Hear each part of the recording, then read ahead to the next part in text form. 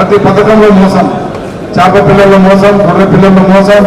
సూచనలు ఇవ్వడానికి ప్రజలందరినీ పిలిపించుకున్న తప్ప పని చేయాల్సింది కింద మీరే. కాబట్టి అన్నగారు 4 రోజులు ప్రతి కార్యకర్తను ప్రతి ఓటర్ను పరిగణించాలి. ప్రతి ఓటర్ని మీరు పిలిపించుకోవాలి. బూతుల దగ్గర మీరు వాళ్ళని ఓటేసి మళ్ళీ మీరు వాళ్ళని విడుదల చెప్పేదాకా మీరు భాగస్వాములు అవుతారని చెప్పేసి మీ అందరినీ కోరుకుంటూ, అదేవిధంగా ఈరోజు కేసీఆర్ కుటుంబంలో 4 ఉన్నారు. సురభి నాటకంలో ఉన్నట్టు 4 నాటక పాత్రధారులు కేసీఆర్ కుటుంబమే. రేవంత్ రెడ్డి గారిని ఒక్కరిగా చేసి మరి మీ పథకాలు ఏమైనా, మీ హామీలు ఏమైనా అని చెప్పి ప్రశ్నిస్తూ ఉన్నారు. అదే కేసీఆర్ ప్రభుత్వంలో వారిని 4గురిని ఒక్కడిగా చేసి ప్రశ్నించిన వ్యక్తి మన తీన్మార్ మల్లన్న. వాస్తవం కాదా? మరి అలాంటి గొంతుక రేపు చట్టసభలో ఉండాలని చెప్పేసి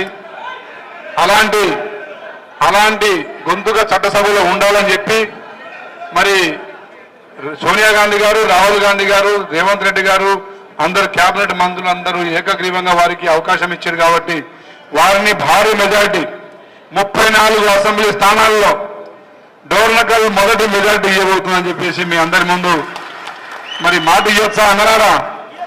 ఇవ్వచ్చు అన్న అందరూ ఒకసారి చేతులు పైకెత్తాలి. మాట ఇవ్వచ్చా?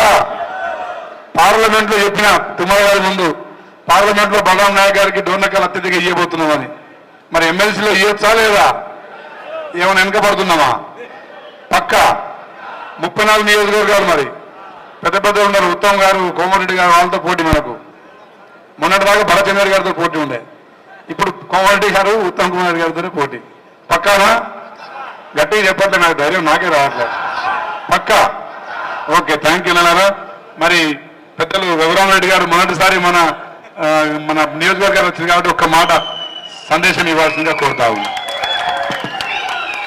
సభాధ్యక్షుల గారు రామచంద్ర నాయక్ గారు, అదేవిధంగా ముఖ్య అతిథిగా వచ్చిన రాష్ట్ర మంత్రివర్యులు తుమ్మల నాగేశ్వరరావు గారు, మన అభ్యర్థి తీన్మాల్ మల్లన్న గారు, నా సోదరుడు బలరాం నాయక్ గారు, నరేష్ రెడ్డి గారు, రమేష్ గారు, భరత్ గారు, మిగతా కాంగ్రెస్ కుటుంబ సభ్యులందరికీ, వేదిక కుటుంబ సభ్యులు, సిపిఐఎంఎల్ పార్టీ మిత్రులకు, సభకు చేసిన మీ అందరికీ కృతజ్ఞతలు, నమస్కారాలు తెలియజేస్తున్నాను. చక్కగా రామచంద్ర నాయక్ గారు ఇప్పుడే చెప్పారు ఆ గ్యారెంటీల గురించి, దాని గురించి మాట్లాడారు. ఎందుకంటే ముఖ్యంగా వాళ్ళ ఎమ్మెల్సీ ఎలక్షన్స్ అంటే అది వేరే విధానాలు అనమాట. మీరందరూ చాలా మటుకు ఓటర్లు కాదు, కాంగ్రెస్ కుటుంబ సభ్యులు.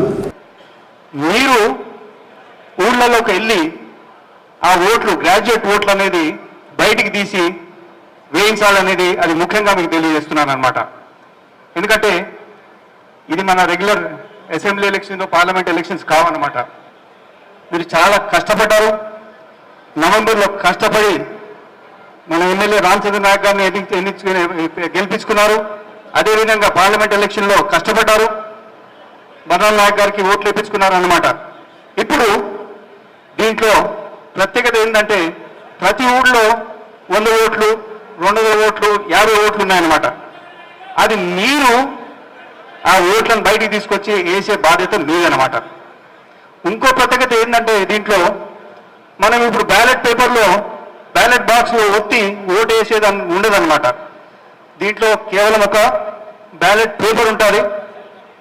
2వ స్థానంలో మన అభ్యర్థి తీన్మార్ మల్లన్న పేరు ఉంటుందన్నమాట. దాని పక్కన ఒక బాక్స్. ఏం చేస్తారు ఆ బాక్స్లో? 1వ నంబర్ వేసి మడత పెట్టి వేయాలన్నమాట. దాంట్లో టిక్కు కానీ, పేరు కానీ, క్రాస్ కానీ వేయకూడదు అనమాట. తీన్మార్ మల్లన్న పేరు పక్కన 2వ నంబర్, సీరియల్ నంబర్ పక్కన తీన్మార్ మల్లన్న పేరు ఉంటుంది అనమాట. దాని పక్కన బాక్స్లో 1వ నంబర్ వేయాలి. 2వ నంబర్ కాదు, 3వ నంబర్ కాదు, 1వ నంబర్ వేసి తీన్మార్ మల్లన్న గారు గెలిపించాలని ప్రతి ఊళ్ళో అందరికీ మీరు తెలియజేయాలన్నమాట. ఎందుకంటే పోయినసారి ఏం చేశారంటే తీన్మార్ మల్లన్న జిందాబాద్ అని రాశారు. దాని మీద కొంతమంది ఏమో జిందాబాద్ అని రాసిండ్రు. అది ఓటు చెల్లలేదు. గుర్తుపెట్టుకోండి, మీరు ఓటరు కాకుండా ఊళ్ళల్లో మీరు ఓటర్లను బయటికి తీసుకొచ్చి మల్లన్న గారిని గెలిపేయగలరని కోరుతూ ధన్యవాదాలు తెలుపుకుంటూ మీతో సెలవు తీసుకుంటున్నాను. పెద్దలు బలరాం నాయక్ గారు కూడా వారి అమూల్య సలహాలు ఇవ్వాలని చెప్పి సూచనలు ఇవ్వాలని చెప్పి కోరుకుంటా ఉన్నాను. సభకు నమస్కారం సార్. వేదికపై ఉన్న పెద్దలందరికీ కూడా పేరు పేరున ధన్యవాదాలు. అలాగనే దోర్నక నియోజకవర్గం నుంచి వచ్చిన కాంగ్రెస్ కార్యకర్తలు, అభిమానులు, మీడియా సోదరులు, ప్రింట్ మీడియా అందరికీ కూడా మీకు పాదాభివందనాలు. అందరికీ మీరు చాలా కష్టపడి నాకు కూడా ఓట్లేసి నన్ను గెలిపించే ఒక మెజార్టీతో గెలిపించే మార్గదర్శిగా తీసుకొచ్చిన ప్రతి ఒక్కరికి కూడా పాదాభివందనాలు అందరికీ. అదేవిధంగా గౌరవనీయ పెద్దలు, పూజ్యులు, మంత్రివర్యులు నా యొక్క పార్లమెంట్ ఎలక్షన్ లో బాగా కష్టపడి అంత పెద్ద మనిషి ఖమ్మం జిల్లాలో తిరుగుతూ మళ్ళా మహబాద్ పార్లమెంట్ కూడా బాగా అటెండ్ చేస్తూ అందరికి ప్రజలకు నియోజకవర్గంలో ఆదివాసుల గూడలో, భద్రాచలంలో కానీ ఎక్కడైనా కానీ వారు బాగా కష్టపడి పనిచేసిన వారికి, అలాగనే గౌరవనీయుల కార్యకర్తలకు, అభిమానులకు, 7 ఎమ్మెల్యేలకు ఇన్ఛార్జ్ చేసిన ప్రతి ఒక్కరికి కూడా పేరు పేరున ధన్యవాదాలు. ముఖ్యంగా వేదిక పైన పెద్దలందరికీ కూడా ధన్యవాదాలు చెప్తూ, నాతోని ఖమ్మం జిల్లా పోటీ చేసిన పెద్దలకు కూడా, రఘురామరెడ్డి గారికి కూడా పేరు పేరున ధన్యవాదాలు. అలాగనే వేదికపై ఉన్న పెద్దలకు అందరికీ, డీసీపీ భరత్చంద్రారెడ్డి గారికి, తీర్మాల మల్లన్న గారు, మనకు తీర్మాల మల్లన్న గారికి మనం ఓటు ఎందుకు వేయించాలంటే, కాంగ్రెస్ పార్టీ ఒక భాగం అయితే ఆయన కూడా రోజు పొద్దున లేచి ప్రజల ఒక బాధలను తెలుసుకొని పబ్లిక్ వెలుగుచ్చే వ్యక్తి మన తీర్మాన మల్లన్న. ఇప్పుడే కాదు, పోయినసారి కూడా ఆయన సెకండ్ మెజార్టీ వచ్చినా ఈసారి ప్రతిరోజు ఉదయం లేవగానే ప్రజల సమస్యల మీద మాట్లాడే వ్యక్తి, ఎమ్మెల్సీగా పోటీ చేస్తున్న వ్యక్తి, అది ఏకైక వ్యక్తి ఎవరైనా ఉన్నారంటే అది మన నియోజకవర్గంలో, మన పార్లమెంట్ లో కానీ పక్క పార్లమెంట్ లో ఎన్ని నియోజకవర్గంలో ఎమ్మెల్సీగా పోటీ చేస్తున్న తీర్మాల మల్లన్న గారికి మనం తప్పకుండా ప్రతి ఒక్కరికి మనం ఓటు వేయించవలసిన బాధ్యత ప్రతి కాంగ్రెస్ కార్యకర్త, అభిమానులకు. అదేవిధంగా అది రెండో గుర్తు మీద ఇంతకుముందు గౌరవనీయుల పెద్దలు రఘురామరెడ్డి గారు చెప్పినట్టు మనం రెండో గుర్తు మీద ఒక గీత గీసి దానికి చేయాలి. లేదా వేరే విధంగా చేస్తే అది ఇదైపోతుంది. కాబట్టి 1 వేసి దానికి తప్పకుండా మనం చెప్పాలి. ప్రతి ఒక్కరికి చేయించవలసిన బాధ్యత కూడా మన మీద ఉంది. కాబట్టి పెద్దలందరికీ కూడా నేను ఇక్కడ వచ్చిన సర్పంచ్లు కానీ, ఇంకోలు కానీ, జడ్పీటీసీ కానీ, ఇంకోలు కానీ, కాంగ్రెస్ అభిమానులు కానీ అది జాగ్రత్తగా ఓటేయాలని ప్రతి ఒక్క గ్రాడ్యుయేట్ చేయించుకొని ఓటు ఆమోదం చేయించుకున్న ప్రతి ఒక్కరికి కూడా మనకు పంపవలసిన అవసరం ఉంది.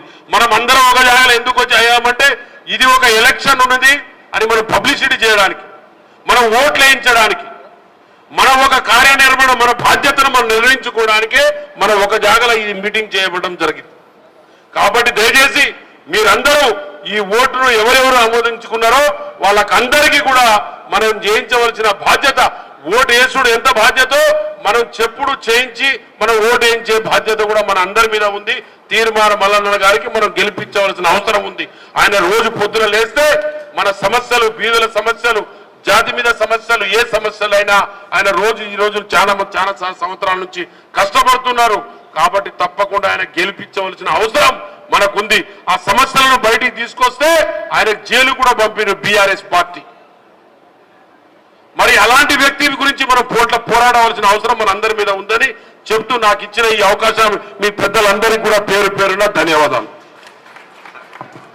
ఓకే అన్న.